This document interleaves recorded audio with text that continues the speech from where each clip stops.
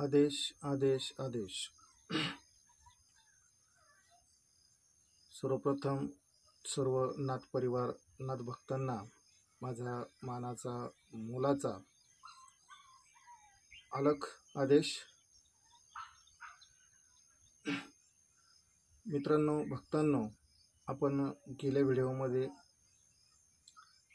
नाथ भक्ताला साधकाला सिद्धी कशी प्रदान करतात ह्याच विषयावरती बोलत होतो. आपण त्या व्हिडिओमध्ये पार्ट 1 ह्या व्हिडिओमध्ये एक सिद्धीबद्दल जाणून घेतलं, ती म्हणजे स्वप्नसिद्धी. जर ज्या कोणी भक्तांनी तो व्हिडिओ पाहिला नसेल तर नक्कीच पहिला पार्ट बघून घ्या, म्हणजे तुम्हाला समजेल.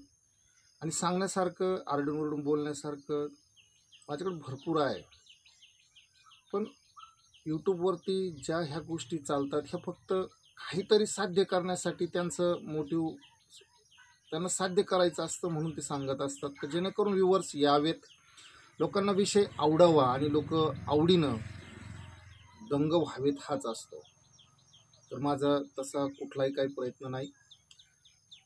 धर्माचा, न्यायनीतीचा, देवाचा, मानवतेचा, सर्वांचा मान सन्मान ठेवत मी नाथ चरणी वंदन नमन करून तुमच्याशी आज दुसऱ्या उपलब्धीबद्दल, सिद्धीबद्दल बोलणार आहे.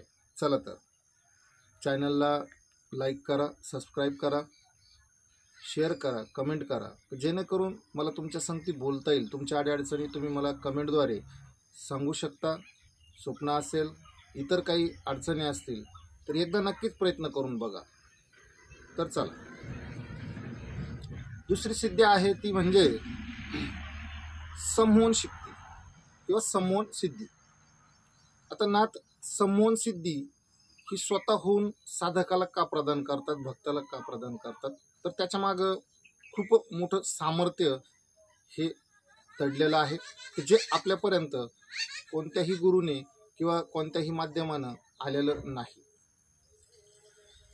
तर संमोहन सिद्धीबद्दल आपण जाणून घेऊया. संमोहन सिद्धी आपल्याला का प्रदान केलेली असते किंवा का प्रदान होते, ती नाथ कृपेने कशी मिळते. संमोहन शक्तीमध्ये, संमोहन सिद्धीमध्ये नेमकं सामर्थ्य काय आहे, तर संमोहन सिद्धी अशा कारणानं दिलेली असते, जो कोणी नाथांचा अनुग्रहित आहे, नाथांचा अनुयायी आहे, नाथ भक्त आहे, नाथातून नाथ परंपरेनं त्याची गुरुदीक्षा झालेली आहे, त्याच्यावरती नाथांची कृपा आहे, त्याच व्यक्तीबद्दल मी हा विषय आणि हा व्हिडिओ बनवतोय, बोलतोय, इतरांविषयी नाही. चला तर जाणून घेऊया. संमोहन सिद्धी सामर्थ्य हे नाथ भक्ताकडे, नाथ साधकाकडे अशा कारणास्तव नाथांनी प्रदान केलेलं असतं, जेणेकरून तो दीक्षित होऊन नाथांची कृपा, आशीर्वाद, सेवा करण्याचा अधिकारी बनलेला असतो. आणि मग हे सर्व करत असताना जनकार्य हे नाथांचं प्रथम सामर्थ्य आहे. जनकल्याण करणं, लोककल्याण करणं हे नाथांचं सामर्थ्य तुम्हा सर्वांनाच माहिती आहे. तर त्याच्याकडे जेही काही संकट येईल, शक्ती येईल, देवकृपा असेल किंवा बाहेरील बाधा असतील, पीडा असतील, तर त्या पीडा त्याच्या समोर आल्यानंतर, त्याच्या सानिध्यात आल्यानंतर त्या कंट्रोलमध्ये याव्यात. तो म्हणेल त्याच प्रश्नाचं, त्याच पद्धतीचं त्यांचं वर्तन असावं, वर्तन ठेवावं.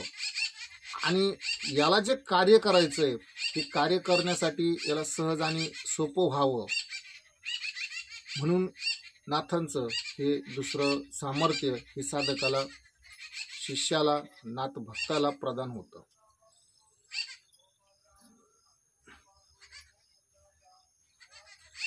तर चला, ह्या विषयावरती आज इतकंच. बोलण्यासारखं, सिद्धीत सांगण्यासारखं भरपूर आहे. ह्या व्हिडिओवरती तुम्ही कमेंट करा, लाईक करा, शेअर करा. ह्या सिद्धीविषयी तुम्हालाही भरपूर ज्ञान असेल, तुम्हालाही भरपूर गुरुमहात्म्यांनी, साधुसंतांनी, इतर लोकांनी भरपूर काही सांगितलेलं असेल, पण मला कमेंट केल्यानंतर मी माझ्या पद्धतीनं तुम्हाला एक नक्कीच उत्तर देईल. जर तुम्हाला ते योग्य वाटलं तर मान्य करा, नाहीतर नका करू. आदेश.